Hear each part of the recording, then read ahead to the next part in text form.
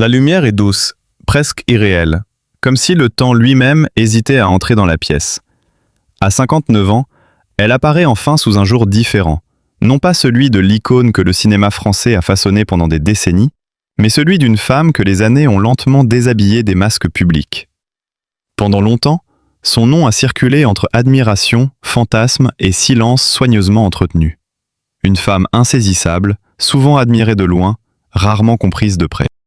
Et puis un jour, une phrase, murmurée plus qu'annoncée, aurait fissuré ce mur de retenue. Dans les cercles proches, dans quelques confidences rapportées par des médias et des témoins indirects, une idée s'est imposée comme une onde lente mais persistante. Elle aurait reconnu que, dans le chaos discret de sa vie sentimentale, un homme a occupé une place différente. Pas une histoire parmi d'autres.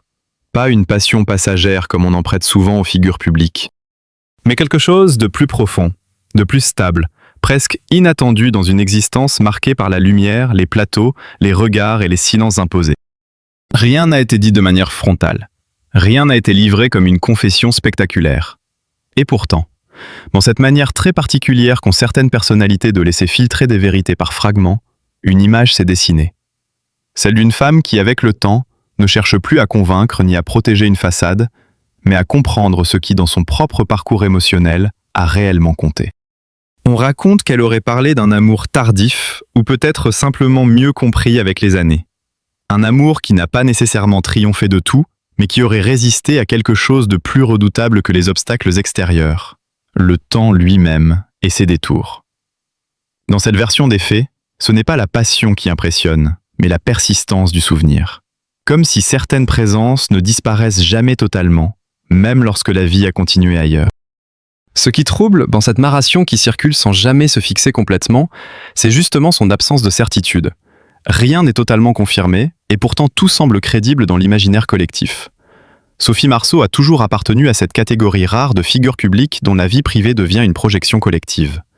Chaque silence devient une énigme, chaque sourire une interprétation, chaque absence de déclaration une histoire possible. Et c'est peut-être là que réside la véritable tension de ce récit, entre ce qui est dit, ce qui est suggéré et ce qui est inventé. Car à mesure que les années passent, le regard porté sur les histoires d'amour change. Ce qui semblait autrefois romantique devient complexe. Ce qui paraissait évident devient nuancé. Et les figures publiques, elles, deviennent les surfaces de projection de toutes ces contradictions. Dans cette supposée confession tardive, il y a aussi une dimension presque mélancolique. L'idée qu'il faille attendre la maturité pour nommer ce qui, autrefois, aurait pu être vécu autrement. Comme si la vie sentimentale ne se comprenait vraiment qu'après coup, dans le calme relatif des années qui ralentissent. Certains y voient une forme de paix, d'autres, une forme de regret silencieux. Mais ce qui fascine le plus, c'est moins l'identité de cet homme évoqué que ce qu'il représente symboliquement. Non pas un simple partenaire, mais une sorte de repère intime dans une trajectoire publique intense. Une présence qui aurait traversé le temps sans jamais totalement s'effacer, malgré les distances, les séparations ou les chemins divergents. Une figure qui incarne cette question universelle. Qu'est-ce qu'un amour lorsqu'il survit davantage dans la mémoire que dans la réalité quotidienne ? Les récits autour de cette histoire restent volontairement flous. Certains parlent d'une relation discrète, d'autres d'une connexion interrompue puis transformée. D'autres encore évoquent simplement une proximité émotionnelle jamais complètement nommée. Et dans cette incertitude, le public projette ses propres définitions de l'amour. La stabilité, la passion, la nostalgie ou la réconciliation avec soi-même. Avec le temps, la carrière de Sophie Marceau a souvent éclipsé tout le reste. Son image publique a été construite sur la force, l'indépendance, une forme de liberté intérieure rare dans un univers souvent contraignant. Mais derrière cette image, ce que les récits récents suggèrent, c'est une réalité plus intime, plus fragile peut-être, où les émotions n'ont jamais été aussi simples qu'elles paraissaient à l'écran.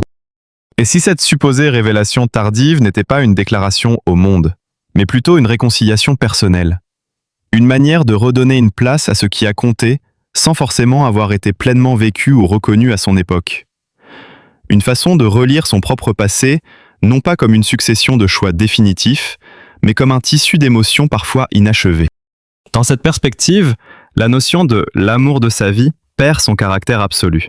Elle devient plus mouvante, presque intime, difficile à enfermer dans une seule définition. Elle n'est plus une sentence, mais une impression persistante, quelque chose qui accompagne sans dominer. Et pourtant, le mystère demeure entier, car aucune confirmation claire n'est venue figer ce récit. Aucun démenti non plus n'a véritablement éteint les spéculations. Tout reste suspendu dans cet espace particulier où les célébrités vivent souvent, entre vérité et narration collective, entre réalité et mythe moderne. Ce qui reste, au fond, c'est une question plus vaste que l'histoire elle-même. Peut-on vraiment reconnaître un amour comme le bon uniquement avec le recul du temps? Ou bien est-ce le temps qui transforme les souvenirs en vérité émotionnelle, indépendamment de ce qu'ils furent réellement? Et si cette histoire n'était pas seulement celle d'une femme célèbre, mais celle de chacun d'entre nous, confronté un jour à la relecture de nos propres choix, de nos propres absences et de nos propres silences?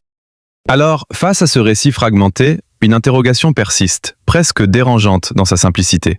Ce que nous appelons l'amour de la vie, est-il une réalité vécue ou une construction que seule la mémoire, avec le temps, accepte de croire? Derrière l'image lumineuse que le public associe à Sophie Marceau, il existe une enfance bien plus discrète, presque silencieuse, marquée par une forme de fragilité que la célébrité a longtemps recouverte sans jamais totalement l'effacer. Elle grandit dans un environnement ordinaire, loin des mondanités et des projecteurs, dans une famille où la stabilité émotionnelle n'est pas toujours acquise. Très tôt, la séparation de ses parents laisse une trace invisible mais profonde, une cassure qui ne fait pas de bruit, mais qui façonne la manière dont une enfant apprend à se construire dans le monde. Dans ce contexte, l'adolescence n'a rien d'un long fleuve tranquille. Comme beaucoup de jeunes filles de son âge, elle cherche des repères. Mais chez elle, ces repères sont mouvants. La maison familiale devient un espace de transition, de silence parfois lourd, où l'on apprend à grandir plus vite que prévu.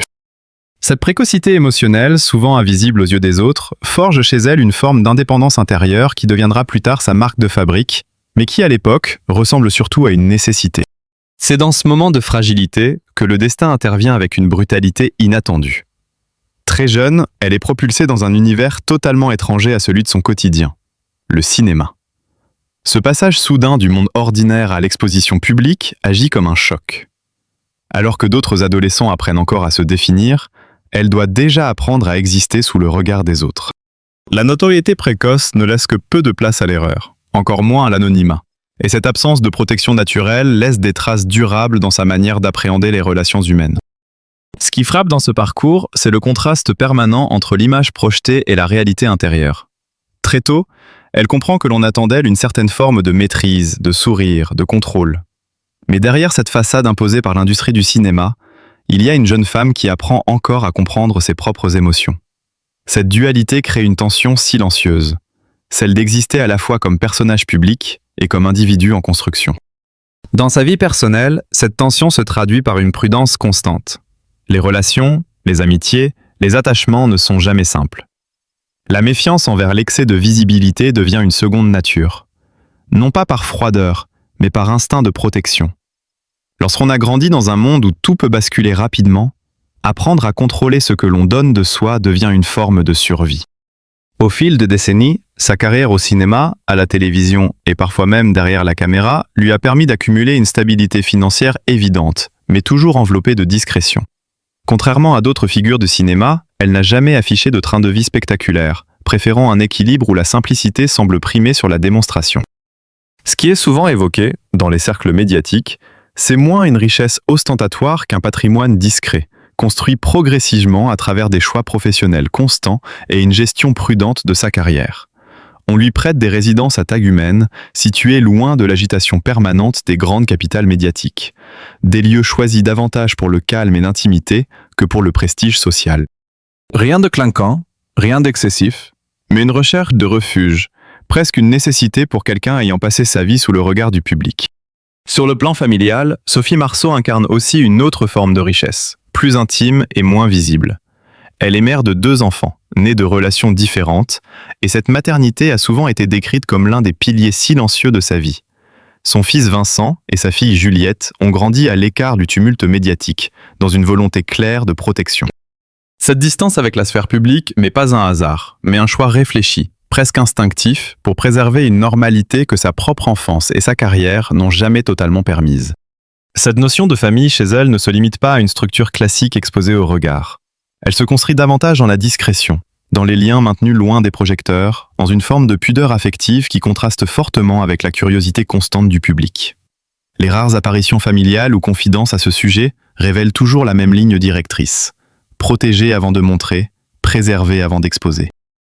Dans les analyses plus larges de son parcours, certains observateurs estiment que cette retenue financière et familiale fait partie d'une même logique, celle d'une femme qui a appris très tôt que la célébrité pouvait tout envahir si elle n'était pas strictement encadrée. Ainsi, sa gestion de ses biens, de son image et de sa famille semble répondre à une même philosophie implicite: vivre pleinement, mais sans jamais tout livrer.